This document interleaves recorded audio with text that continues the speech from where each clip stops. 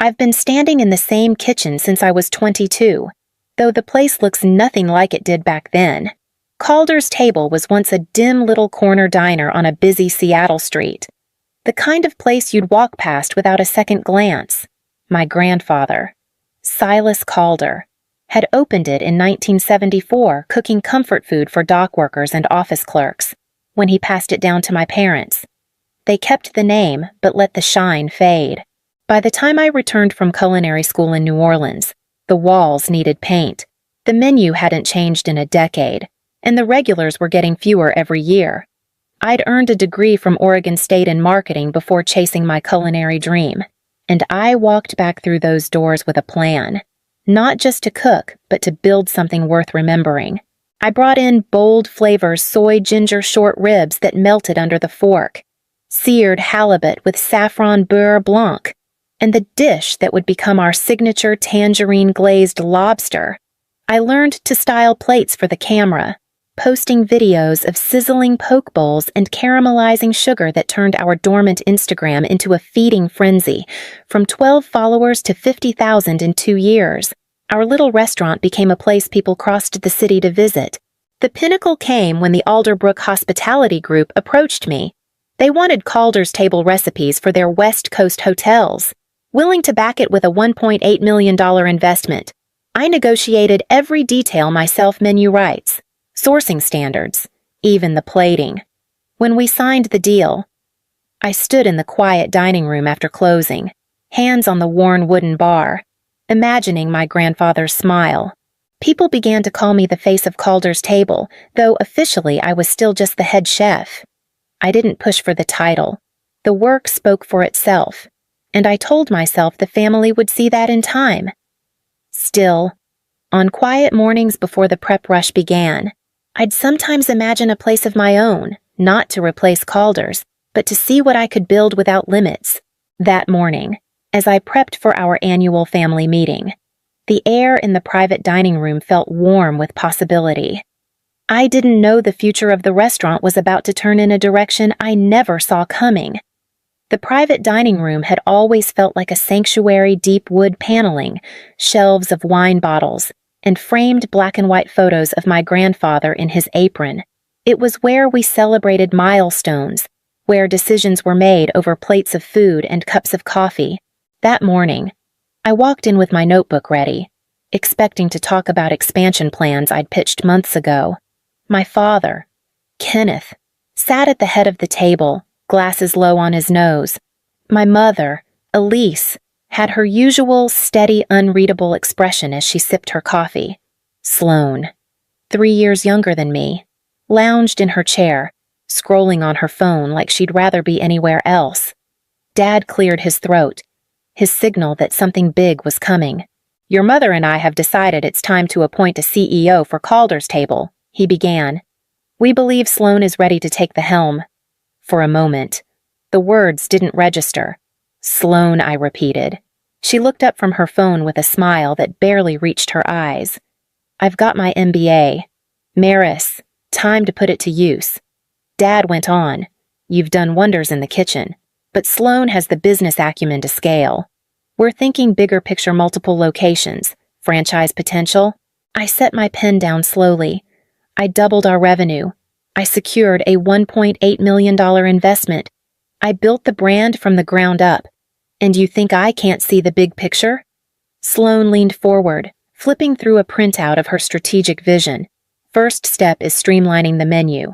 Cut the niche items too expensive, too slow to produce. Focus on high-volume sellers: burgers, fried rice, things we can turn quickly."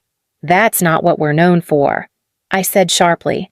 "Those niche dishes are why Alderbrook invested in us." "Maris," my mother said softly, "this is about growth." "No," I said, heat rising in my chest. "This is about replacing the person who built this place with someone who's never spent a night on the line." Dad raised a hand. "Enough. You'll stay on as head chef under Sloane's direction. It's what's best for the business." The words landed like a slap, and I knew nothing about this meeting was going to be easy to swallow. The first week under Sloane's direction felt like being slowly pushed out of my own kitchen. I'd walk in each morning to find purchase orders altered, premium ingredients slashed in favor of cheaper substitutes.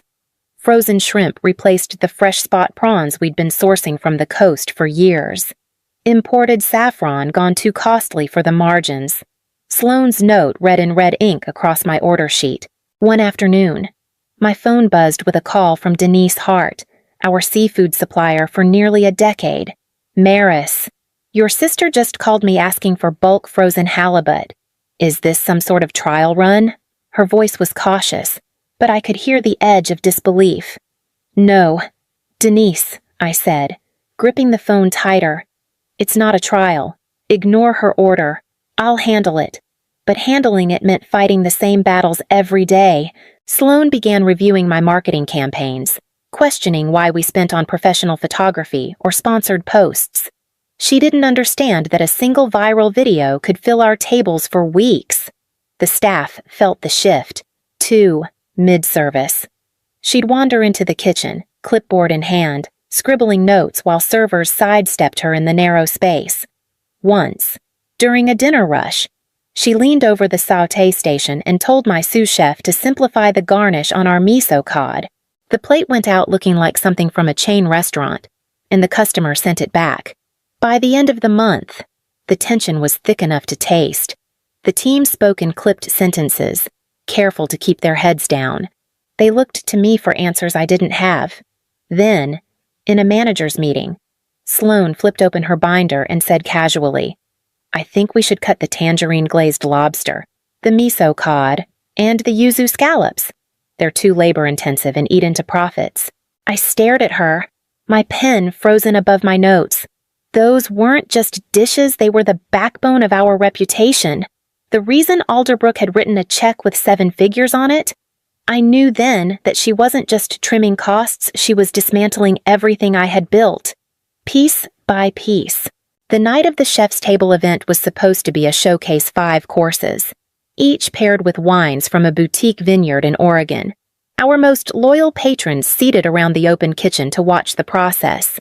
I'd spent weeks designing the menu, refining every plate until it felt like art on porcelain.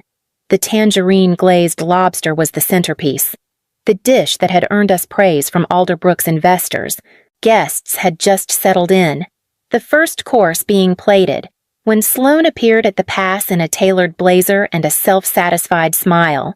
She tapped her glass with a spoon, drawing every eye in the room. I wanted to share some exciting news about the future of Calder's Table. She began. Starting next month, we'll be streamlining the menu to improve efficiency and profitability. Some of our more elaborate dishes, including tonight's lobster, will be retired to make room for faster, higher volume options. The room went uncomfortably still. My staff glanced at me, wide-eyed, hands hovering over plates. I stepped forward, keeping my voice steady. These dishes are why we're booked solid. They're not just food, they're our identity. Sloane's smile thinned. Our identity needs to be scalable. Before I could answer, my father's voice cut in from the corner, calm but firm. Maris. Adjust. Change is necessary. The words burned more than Sloane's announcement. Adjust, as though my role was to fall in line and watch our reputation unravel. I finished the service in silence, my movements mechanical. The flavors I'd fought for suddenly tasting like someone else's after the last guests left. I didn't go home.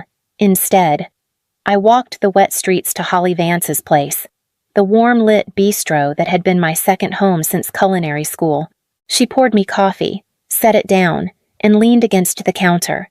I told her everything: Sloane's cuts, the public humiliation, my father's dismissal. Holly listened, her eyes never leaving mine. When I finally stopped, she asked quietly, "If this wasn't your family's place, would you stay?" The answer came without hesitation. "No." She nodded slowly. "Then why are you still there?" I didn't have an answer, but the question followed me into the night, settling deep in my chest as something that could no longer be ignored. All weekend, Holly's question echoed in my head. If this wasn't my family's place, would I stay by Sunday night? I'd stopped trying to argue with the answer. The only thing left was to decide how I was going to leave.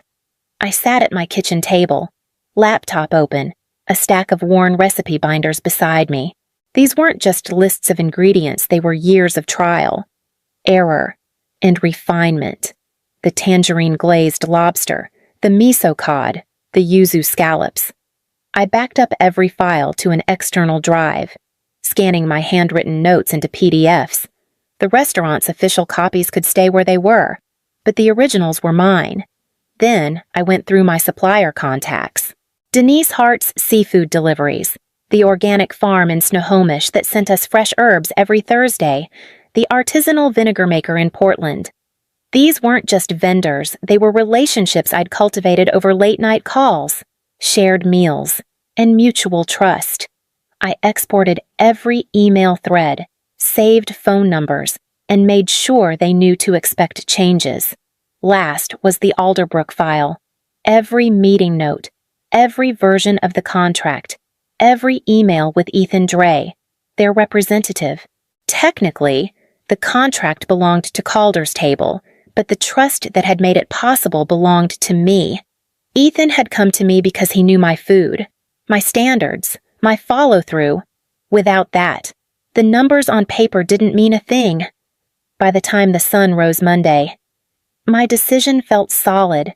I dressed simply black blazer, dark jeans, and walked into the restaurant before the first prep cook arrived. My father's office smelled faintly of old paper and roasted coffee. He looked up from his desk. "Surprised?" "What's this?" he asked as I set a single-page letter in front of him. "My resignation," I said, effective immediately. His brows pulled together. "Don't be ridiculous. You can't just quit. This is your family's business. It stopped being mine when you made Sloan CEO. I said evenly. "I'm not working under someone who doesn't know the first thing about what we do." "You'll regret this," he warned. "You're walking away from your legacy." I met his eyes. My legacy is what I built. I'm taking that with me. I left before he could answer, the envelope still lying unopened on his desk. Outside, the air was sharp and damp, the city waking around me for the first time in years. I wasn't walking toward a kitchen. I was walking away from one. The first few days after I walked out felt like stepping off a moving train. The noise and motion were still there, but I was standing on the platform, watching it all speed past without me. I kept my phone off most of the time, letting messages pile up. I didn't need to hear the panic to know it was coming. By midweek, the stories started trickling in. Ryan, our front-of-house manager, texted that 2 servers had quit after a brutal Friday night where orders were triple-entered and half the tickets went missing. Kristen, one of my best line cooks, emailed to say Sloan had tried to run the kitchen herself for a lunch shift, burned a pan of rice, overcooked the salmon, and sent out plates that came back untouched. The vendors were no better off. Denise Hart called me one morning, her voice half frustrated, half bewildered. "Maris, they're asking for frozen shrimp now. Bulk orders. Is this real? You always insisted on fresh?" "It's real," I said, my stomach turning, but not from me. "Do what you think is right." Yelp reviews started dipping within days. Not the same as it used to be. Signature dishes gone. Fish tasted off. I didn't reply to the reviewers. I wasn't there to fix it anymore, but each line felt like watching a crack spread through something I'd built with my own hands. The calls from my father started on Thursday. I let them go to voicemail. The first was terse. "We need to talk." The second carried more strain. "Suppliers are confused. Call me back. By Friday."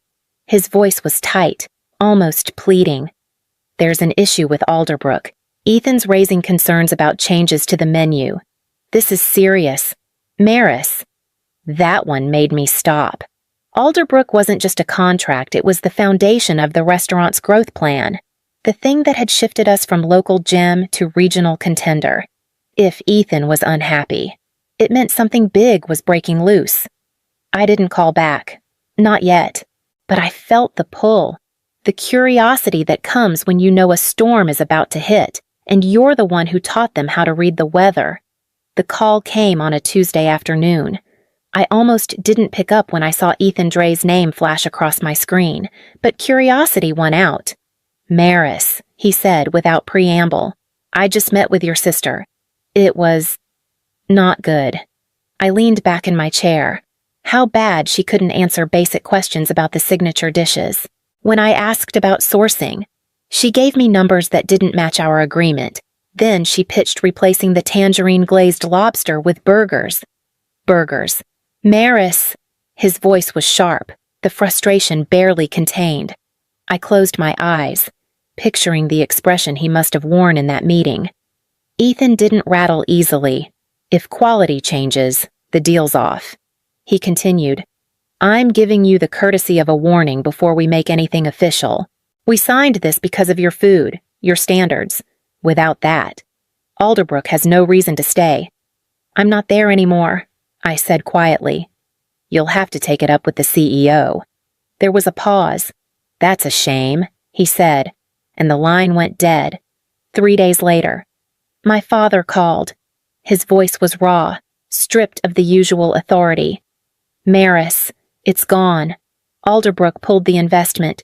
Ethan won't even return Sloane's calls. We're in trouble." I kept my tone even. "I told you what would happen. We need you to fix this," he said, urgency in every word. I stared out the window at the rain streaking down the glass. "Ask your CEO," I said, and ended the call. The silence afterward was almost physical, like the air had thickened. I knew the loss of $1.8 million wouldn't just bruise Calder's table, it would leave a wound they might not recover from. And yet, I felt no urge to step back in. If they wanted to save it, they'd have to decide what my worth really was. They chose a small cafe in Fremont, halfway between my apartment and the restaurant. Neutral ground. Though nothing about it felt neutral when I walked in and saw them, my father with his tie loosened, my mother avoiding my eyes, and Sloane with her arms folded like armor. "Thanks for coming." My father started, "We need to talk about bringing you back. Alderbrook's gone, but we can rebuild if we move quickly." I took my seat, set my coffee down. "If you want me back, here are my terms. Equal partnership with Sloane, not head chef under her direction. Equity now, not someday. And public recognition for the contributions I've made." Sloane scoffed. "You're trying to take my job. I'm asking for what I've earned." I said, "I doubled revenue, secured the investment, built the brand. You lost that investment in one meeting." "That's enough," my father said sharply. "We can discuss the details, but Alderbrook is priority one. You have the relationship with Ethan." I held up a hand. "You don't get my relationships without respecting my role. This isn't me bailing you out just to go back to being sidelined." The conversation spiraled into clipped exchanges, Sloane defending her strategy, my father pushing for a quick fix, my mother murmuring about compromise. But as the words volleyed back and forth, I felt something shift, even if they agreed to my terms. I realized I didn't want to go back. Not to the same walls where every decision felt like a battle, not to a family that only saw my worth when the balance sheet bled. "I think," I said finally, my voice steady, "that what I want isn't to return. It's to start fresh." Sloane's eyes narrowed. "You're bluffing." My father leaned forward, frowning. "Maris, be reasonable." But in that moment, the decision felt like the clearest thing I'd ever made. I wasn't here to negotiate a comeback. I was here to walk away for good. Holly didn't hesitate when I told her I was ready to open my own place. Within a week, we were walking through a vacant corner spot in Capitol Hill, a former bakery with high ceilings, exposed brick, and a worn charm that begged for revival. I could already see the kitchen layout in my mind, smell the first night's service. We signed the lease, pooled our savings, and started tearing the place apart. Days blurred into nights choosing tiles, sanding counters, painting walls ourselves when the budget got tight. Every decision was mine to make, and for the first time in years, No one was hovering over my shoulder with a spreadsheet. I called Ethan once the blueprints were set. "If you're still interested," I told him, "I have a new menu you'll want to see." He came by with his tasting team, and by the end of the night, he was signing a $500,000 contract to feature my dishes in 2 Alderbrook hotels. It wasn't $1.8 million, but it was mine built on my terms. The news spread quickly. Denise Hart showed up with her first delivery of fresh seafood, grinning like she'd been waiting for the call. Ryan left Calder's to manage my front of house, and Kristen traded her station there for a spot on my line. It felt like getting my family back, the one I'd chosen. Opening night came with a packed dining room. Plates of tangerine-glazed lobster and yuzu scallops left the pass under my name, my vision intact. I moved through the kitchen with a calm I hadn't felt in years, every sizzle and aroma reminding me why I'd started in the first place, for the first time. The table was mine. Months later, the rhythm of Allison's table. My table felt as natural as breathing. The dining room stayed full most nights, regulars greeting us by name, new faces arriving on the strength of word of mouth. One afternoon, my mother stopped by, hands wrapped around a cup of tea she barely sipped. "I should have spoken up," she said quietly. "I saw what you did for Calder's and let your father's decision stand because I didn't want to fight. I was wrong." Her voice wavered, but she met my eyes. "I'm proud of you." Sloane came a few weeks later, dressed simply, none of her old polish. She lingered by the pass, watching service, before admitting, "I thought I could handle it. I didn't know how much work it really was." "I'm sorry." She didn't ask for forgiveness, only if she could call me now and then for advice. I told her she could. The last to appear was my father. He stood in the doorway one evening after closing, looking smaller somehow. "This place is something else," he said. "I thought Sloane's degree made her the better choice. I didn't see how much you carried. I was wrong. I didn't gloat. I simply invited him in, poured a glass of wine, and we talked not about business, but about my grandfather and the meals that had started it all. That night, in my kitchen, surrounded by a team I trusted, I plated dishes for a table of regulars, knowing I had rewritten my own legacy.